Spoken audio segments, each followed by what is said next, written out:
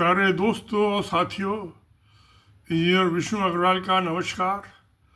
आप सब साथियों का मेरे इस पॉडकास्ट में स्वागत है। आज मैं बात कर रहा हूं कि ये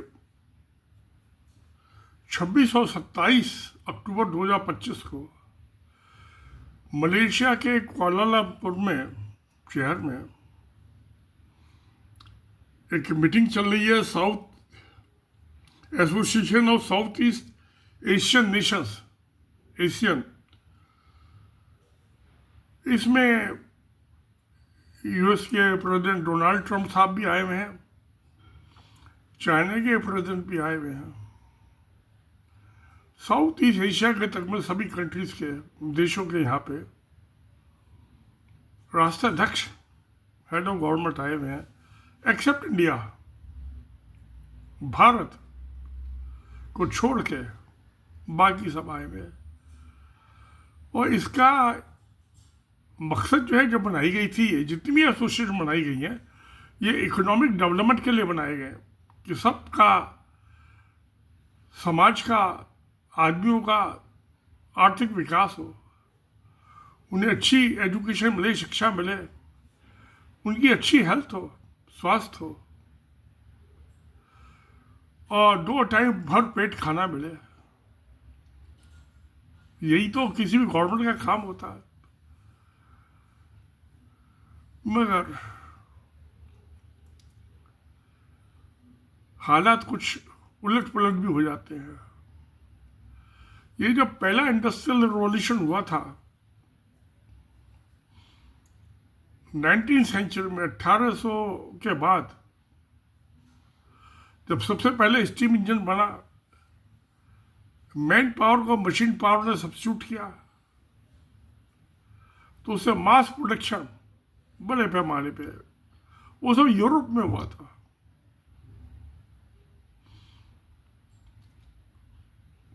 वहां से आज तो 4th इंडस्ट्रियल रिवॉल्यूशन हो गया, सेकंड हुआ, फिर थर्ड हुआ, आज 4th हो गया, आर्टिफिशियल इंटेलिजेंस, रोबोटिक्स। तो पहले तो स्टीम इंजन ने मैन पावर को मशीन पावर ने सब्स्टिट्यूट किया था। उसके बाद ये रोबोटिक्स ने, रोबोट जो है, उन्होंने मैन पावर को मशीन पावर ने सब्स्टिट्यूट किया। अच्छी बात है, तरक्की हो। तो सब गए, मैं, हमारे प्रधानमंत्री मोदी जी ने गए। मैंने ये मेरी जून 2017 में, ये मेरी किंडल ई बुक है, आप इसको किंडल ऐप डाउनलोड करके मेरी किताब पढ़ सकते हैं। तो इसमें मैंने 2 चैप्टर लिखे थे, ये जून 17 में पब्लिश हुई थी। कि एक तो था लक्ष्मी बड़ी चलायमान, पैसा कभी एक जगह टिकता नहीं है, एक जगह से दूसरे, आपकी जेब से मेरी जेब में, मेरी जेब से आपकी प्लेस में जाता है। स्टैटिक नहीं है, डायनेमिक है। और एक था एक ग्रेट ड्रिफ्ट, कि जब मशीन पावर ने मैन पावर को सब्स्टिट्यूट किया, तो वहां मास बड़े पैमाने पे प्रोडक्शन आसान हो गया, सस्ता भी हो गया। तो ये आप कहते, तो मैंने इसमें कहा था, ये 2017 में, मोदी जी 2014 में बने थे प्रधानमंत्री, बीजेपी की सरकार हुई थी। स्टेट्स में तो बहुत जगह भी थी, सेंट्रल में ये दूसरी दफा बनी थी, पंत प्रधान बने थे बीजेपी, आरएसएस के, बीजेपी के। मैं, सबकी अपनी अपनी पॉलिसी होती है। राष्ट्रीय सेवक संघ और भारतीय जनता पार्टी, इसके पहले थी भारतीय जनसंघ। 1980 में ये बन गई थी भारतीय जनता पार्टी। इनका शुरू से ही एक ही रहा है, ताना बाना, ये हमें इस लोक में तो दुख चाहिए, पर लोक में सुख चाहिए, आफ्टर लाइफ। मरने के बाद ही तो स्वर्ग जाओगे, बताओ जाओगे नहीं जाओगे? तो ये लोक की बात करते हैं, इस लोक की बात नहीं करते। नतीजा ये है कि 80 करोड़ आदमी, जो कि भारत की आबादी का 60% हो जाता है, 60% थोड़ा ज़्यादा ही हो जाता है। ये तो 2011 के सेंसस जो जनगणना हुई थी उसके आंकड़े हैं। आज अभी शायद 2026 में होगी तो ये 85 करोड़ पहुंच जाएगी, 95 करोड़ पहुंच जाएगी 80 से बढ़ के। तो कुछ आबादी भी बड़ी होगी, तो यानी कि 60-65% आदमी भूखे मर रहे हैं इस लोक में। और कहते परलोक में जाके तुमको जो है मौज मस्ती हो जाएगी, वहां सोना चबाना, यहाँ तो हवा चबाओ। इनकी पॉलिसी ही है। आपका हेल्थ अच्छी हो, आपको अच्छी एजुकेशन मिले, आपको अच्छी शिक्षा मिले, आपका स्वास्थ्य अच्छा मिले हो, तो ये तो इनकी पॉलिसी का केस था। और जो आपको अच्छी शिक्षा मिल जाएगी, अच्छी एजुकेशन मिल जाएगी, तो आप सवाल जवाब करोगे। ये चाहते नहीं कि आपको इनसे कोई सवाल जवाब पूछे, किसी बात के लिए जिम्मेवारी नहीं है, जवाब दे नहीं है। तो प्यारे दोस्तों,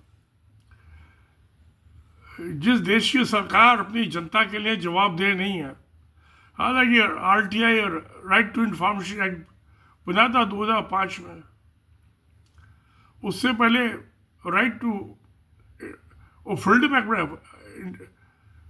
फ्रीडम ऑफ इंफॉर्मेशन एक्ट बना था वाजपेयी के ज़माने में। फिर 2005 में मनमोहन सिंह की सरकार ने बना था। बड़ा अच्छा कानून है, इसको भी है अपाहिज बनाने की कोशिश कर रहे हैं नरेंद्र मोदी जी की सरकार। क्योंकि जब सूचना का अधिकार है, सूचना दोगे तो उसमें तो जवाबदेही हो गई, और ये किसी चीज़ की जवाब देना नहीं चाहते, ना बीजेपी के नेता ना RSS के नेता।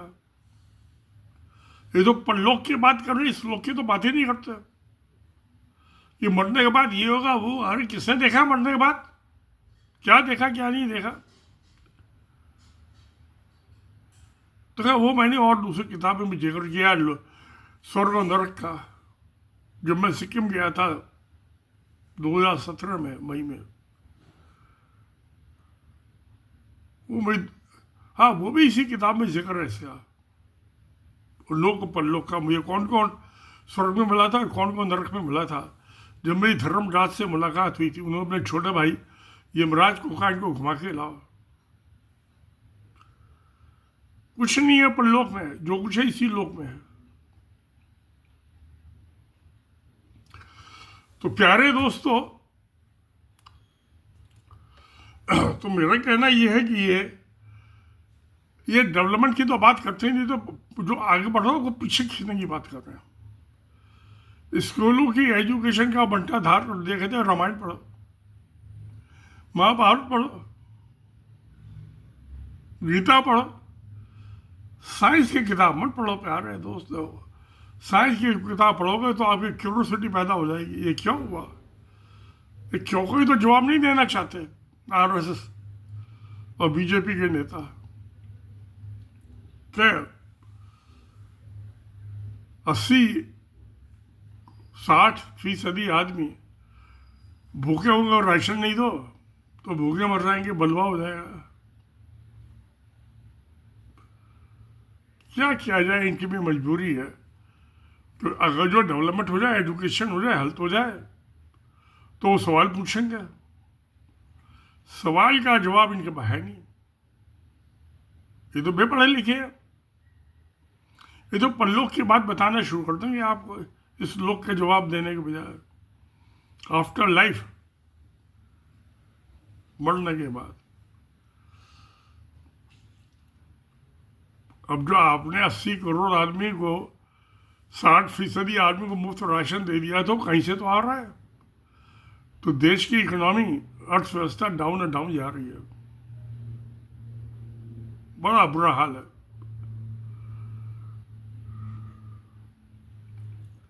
प्यारे दोस्तों, क्या किया जाए? मुझे तो कोई सोल्यूशन दिखाई नहीं देता। इनको तो इलेक्शन लड़ने की लगी रहती है। ना ये पाकिस्तान से लड़ेंगे और चीन से तो लड़ने का सवाल ही नहीं उठता।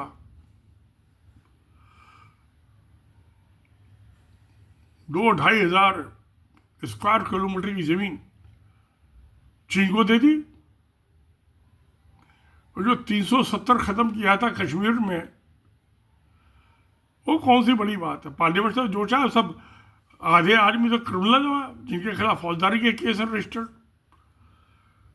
वहां तो जो चाहे वो पास करा लो, नहीं नहीं जो मुखालफत करो तो पड़ जेल में डाल दो। तो 370 खत्म करने का फायदा क्या हुआ या नुकसान क्या हुआ? 370 खत्म करने का नतीजा ये निकला कि 2-2.5 हजार स्क्वायर किलोमीटर जमीन चीन को दे दी मोदी जी ने, और मुंह बंद किए बैठे, जवाब नहीं दे रहे उसका। भाई क्यों दे दी, कैसे दे दी? अब कह रहे कि जो मई 2000 था, 2019 में तो इन्होंने 370 खत्म किया था। 1 साल के अंदर अंदर इनको जमीन देनी पड़ी थे चीन को। 2020 में अब ये कह रहे हैं भाई जो 2020 से पहले जो हालत थी, वही हालत फिर दोबारा से, जो आपके हमारे कब्जे में थी जमीन वो हमारी, जो आपके कब्जे आपकी। चीन इनकी बात मानता नहीं। जो हमने कब्जा कर लिया वो हमारा ही हो गया। ऐसे ही होता ना प्यारे दोस्तों।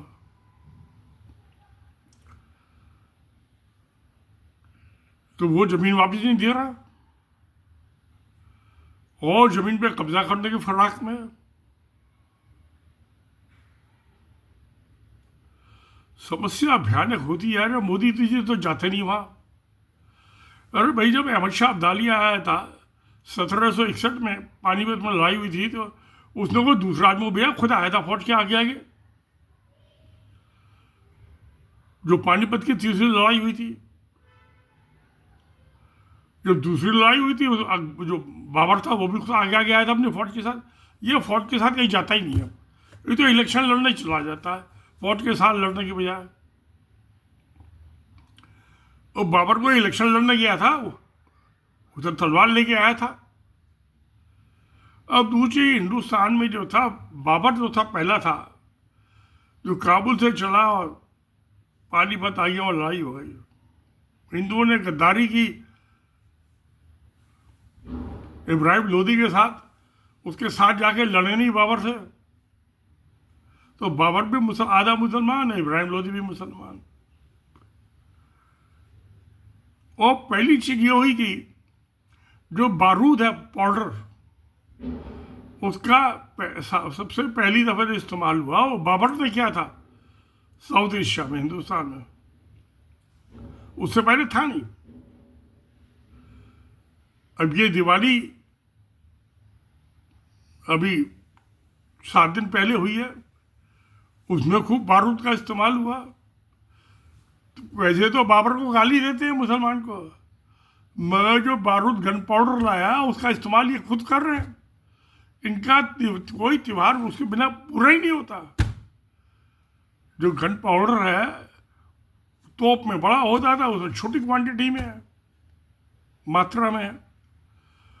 तो ये जो दिवाली का त्योहार मनाते हैं, उसमें जो पटाखे छुड़ाते हैं, बम छुड़ाते हैं, फुलझड़ी छुड़ाते हैं, वो सब बाबर से सीखा इन्होंने। तो ये बाबर के भक्त हैं। बाबर के भक्त जिन्होंने बाबर के लाए हुए गोला बारूद को अपने दिवाली के त्योहार से राम से जोड़ दिया। राम से जोड़ दिया, बाबर को भगवान मान लिया अपना।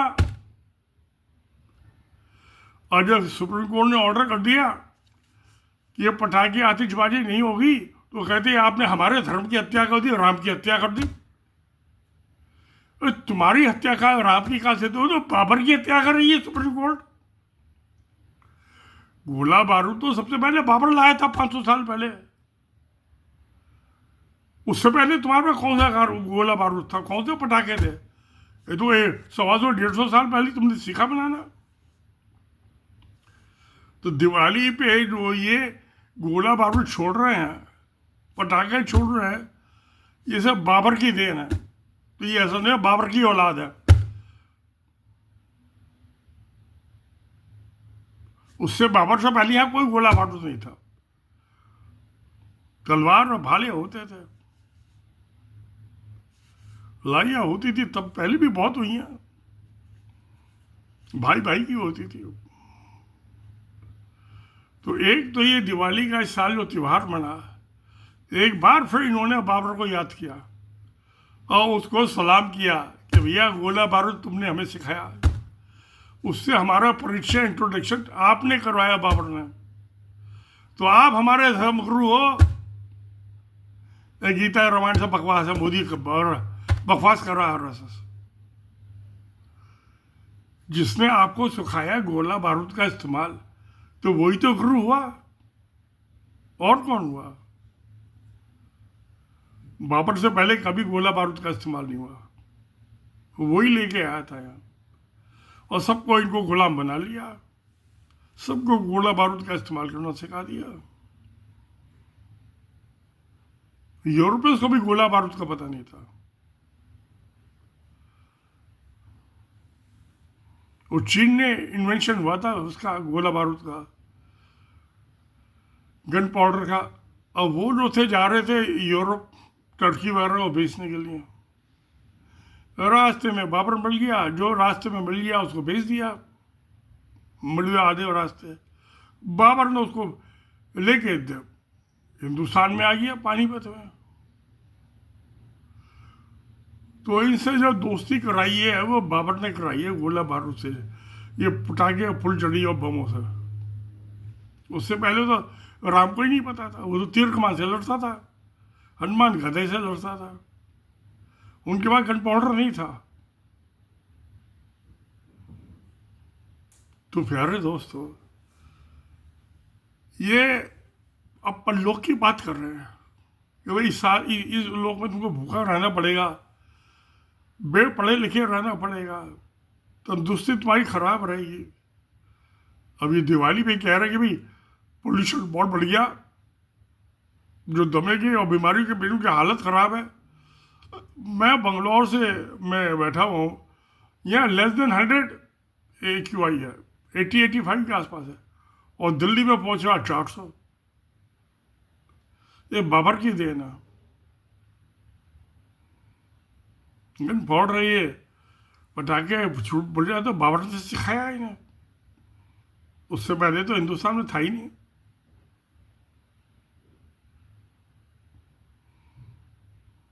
चाहे तो वो मोहम्मद गौरी था, महमूद गजनवी था, किसी के पास गन पाउडर नहीं था। कुतुबुद्दीन ऐबक था, पृथ्वीराज चौहान था, कुतुबुद्दीन ऐबक था, खिलजी था, अलाउद्दीन खिलजी, किसी के पास गन पाउडर नहीं था। ये सब बाबर लाया था। 550 साल इनका तुर्की और अफगानों का राज रहने के बाद, मुगलों का तो 300 साल से भी कम ही रहा है राज। गन पाउडर से प्यार मोहब्बत जो है बाबर ने सिखाई हिंदुओं को। तो चलिए अभी परलोक की बात कर लेते हैं। अभी तो 60% आदमी भूखे मर रही है इस लोक में, वो शायद परलोक में भी भूखे मरेंगे, कुछ नहीं मिलेगा। सारी दुनिया तरक्की कर रही है। मोदी के राज में पिछले 11 साल में और RSS के 99 साल में इन्होंने हिंदुस्तान की तरक्की को पकड़ के रखा हुआ है।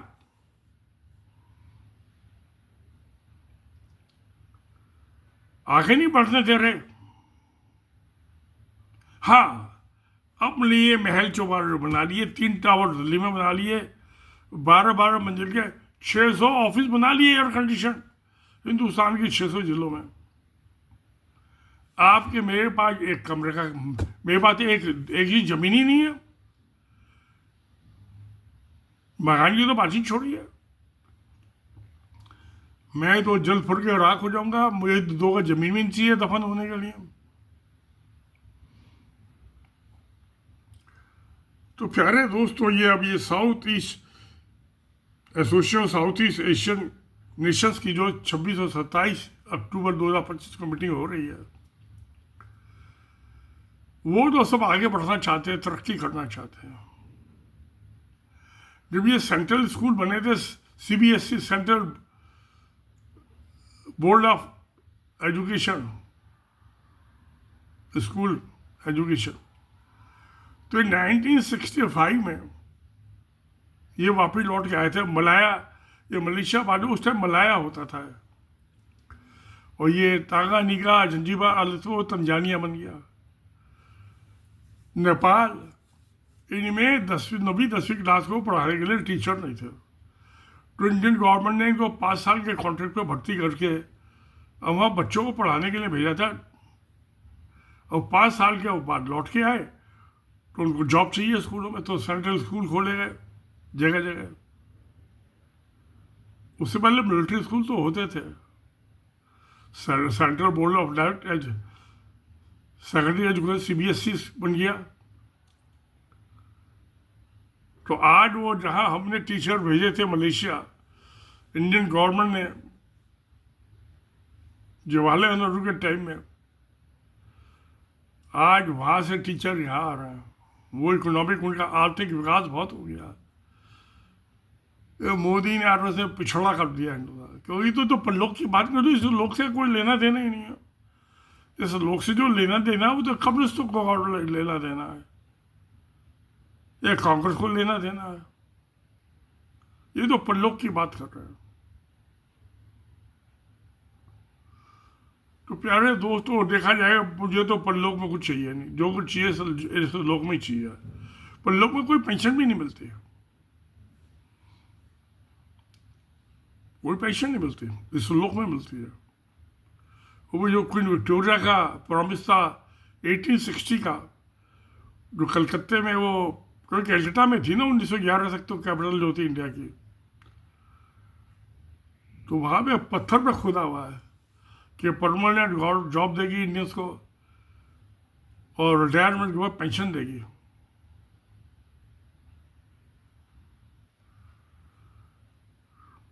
ये तो 1860 में पहले कनाडियन रेलवे ने चालू किया था रिटायरमेंट का सिस्टम। उनका जर्मन के चांसलर थे, उनका भी रिटायर हो गया, तो आदमी रोटी कहाँ से खाएगा। वह तो पेंशन का सिस्टम जो जर्मनी के चांसलर थे बिस्मार्क, उन्होंने चालू किया था, उसका फायदा हम आप उठा रहे हैं। पेंशन से मौज है, बादशाह था हमारी पेंशन के दम पे, अपनी भी बादशाहत मना रहे हैं, और जो हमारे सेवादार हैं उनकी भी बादशाहत करा देते हैं। तो ये साउथ ईस्ट एशियन नेशंस की जो है, ये जो हमारे तमिलनाडु, ये ईस्टर्न कोस्ट है, तमिलनाडु, आंध्र प्रदेश, उड़ीसा, इनका सबका व्यापार साउथ ईस्टर्न नेशन से था। आज जो ये 10वीं और 11वीं सेंचुरी में जो बड़े बड़े मंदिर बने हुए हैं शानदार, तमिलनाडु में, उड़ीसा में, आंध्र प्रदेश में, बड़े साइंटिफिक है वो। इनकी जो रईसी थी, जो आर्थिक खुशहाली थी, उसकी वजह साउथ ईस्ट एशिया से व्यापार था। जो हमारा ईस्टर्न कोस्ट है समुद्र का, इन सारे कंट्रीज का होता है व्यापार साउथ ईस्ट एशिया से था। Cambodia, Thailand, China, Indonesia, Malaysia. और जो वेस्टर्न कोस्ट है, ये बम्बई, महाराष्ट्र, गुजरात, केरला, इनका अरब कंट्री से था व्यापार। तो ये दोनों रईस है। वो एक्सपोर्ट से जो आदमी रईस होता है, खुद खा लिया पी लिया, उससे कहाँ रईस होता है। तो साउथ ईस्ट एशियन नेशन की जो कॉन्फ्रेंस थी, इसमें जाना चाहिए था मोदी को। वो तो इलेक्शन लड़ने में लगे हुए ना बिहार में। उनको देश की खुशहाली से क्या लेना देना, कि कैसे हमारे ईस्टर्न कोस्ट के स्टेट तमिलनाडु, आंध्र प्रदेश, तेलंगाना, उड़ीसा, बंगाल रईस हुए, माला माल हुए वहाँ के आदमी। क्या इकोनॉमिक हालत तो अभी भी तमिलनाडु की, आंध्र प्रदेश की, उड़ीसा की अच्छी है। ये तो जो नॉर्थ में है, उत्तर प्रदेश, बिहार, राजस्थान, मध्य प्रदेश, क्योंकि ये तो परलोक की बात कर रहे हैं ना, ये तुमको परलोक में मौज मस्ती करेंगे। ये समुद्र के किनारे तो है नहीं कोई भी इनमें से, तो ना इनका साउथ ईस्ट एशिया से व्यापार हुआ, ना इनका साउथ वेस्ट से व्यापार हुआ, इसलिए इनके पास कोई दूसरा चारा है नहीं सिवाय इसके कि गरीबी में जिए मरे, ना इनकी तंदुरुस्ती अच्छी हो, ना इनको अच्छी एजुकेशन मिले। तो ये तो बीजेपी आरएसएस को लेने नहीं देगी। तो अच्छे शिक्षित हो जाएंगे तो सवाल पूछेंगे, इनसे कोई सवाल पूछे तो चाहते ही नहीं। कोई सवाल तो बेपढ़े लिखे, इनको जवाब है ही नहीं, इनको आते कुछ नहीं है। तो प्यारे दोस्तों, खैर ये साउथ ईस्ट एशियन नेशंस की एसोसिएशन है, उसकी मीटिंग हो रही है, अच्छे नतीजे निकलेंगे। डोनाल्ड ट्रंप साहब भी आए हुए हैं, उसके प्रेसिडेंट। नंबर 1 इकोनॉमी और मिलिट्री पावर, नंबर 2 इकोनॉमिक और मिलिट्री पावर चाइना, वो भी वहाँ आ रहे हैं। ये डरपोक मोदी नहीं जा रहा है, क्योंकि जो इंडिया इंडस्ट्रियलाइज हो गया तो 1200-1300 साल सेंचुरी में, अब से 700-800 साल पहले, 900 साल पहले उन्होंने तरक्की की। अगर जो नॉर्थ इंडिया ने भी इतनी तरक्की कर ली तो फिर मोदी का क्या हुआ? ऐसा नहीं तरक्की नहीं कर सकते हैं। उनको समुद्र का रूट था, मारिटाइम रूट, समुद्र की यात्रा करते थे। और ये नॉर्थ इंडिया जो थी, ये पाकिस्तान तो इंडिया का हिस्सा था, ये अफगानिस्तान से होकर सिल्क रूट था इनका, सेंट्रल एशिया और यूरो एशिया तक जाते थे। यूरोप इनकी तरक्की का राज जो था वो था, रास्ता तो इनका भी था। आसाम वगैरह का, भाई बर्मा, थाईलैंड सब जाते थे, तो रास्ते तो थे। सवाल ये है कि इलेक्शन जीतने के लिए हिंदू मुसलमान करना बहुत जरूरी है। मंदिर के नीचे, मस्जिद के नीचे मंदिर ढूंढना है, कब्रिस्तान खोल खोल में शिवलिंग ढूंढना है। पता नहीं कितने कब्रिस्तान खोदे अब तक, कितने कब्रिस्तानों को शमशान में बदला है। एक मस्जिद जो है अयोध्या की तो है, वो तो बदली है उन्होंने मंदिर में, बाकी कोई कुछ अभी तक बदला नहीं है। कोशिश तो कर रहे हैं। क्यों प्यारे दोस्तों, आपका क्या ख्याल है कि नॉर्थ इंडिया भी कैसे तरक्की कर सकता है? आज केरला इंडिया का, हालांकि वो वेस्टर्न उस पे है, सी शोर पे, एक छोटा सा 3-3.5 करोड़ की आबादी का देश कह लीजिए, प्रदेश कह लीजिए, मैं एजुकेशन के मामले 100% है। एजुकेशन के मामले 100% है। डेवलप कंट्री है, डेवलप प्रदेश है। पता नहीं यूपी बिहार ऐसा कब दावा करेंगे, मुझे तो पता नहीं प्यारे दोस्तों। चलिए देखते क्या होता है। तो खैर, मेरी तरफ से तो बधाई है सब नेशंस को जो कुआलालंपुर में, मलेशिया में सब इकट्ठे हुए हैं एक दूसरे विचार करने के लिए कि कैसे तरक्की हो। वैसे बहुत डेवलप हो चुका है इंडिया के कंपेरिजन में साउथ ईस्ट एशिया। इंडिया तो पिछड़, क्योंकि जो गले में पत्थर बना हुआ है हिंदू मुसलमान, ये ना करे तो ये इलेक्शन नहीं जीत सकते। आत्महत्या हो जाएगी आरएसएस की और बीजेपी की। मरना ही चाहते नहीं, कोई भी नहीं चाहता, आप भी नहीं चाहते, मैं भी नहीं चाहता। मेरा 82वां साल चल रहा है, तो खैर मेरा तो जीना मरना एक ही जैसा है। तो चलिए दोस्तों, प्यारे दोस्तों, तो इनको बधाई दे सबको जो इकट्ठे में है वहाँ। और खैर सत्य में जयते। नमस्कार, धन्यवाद।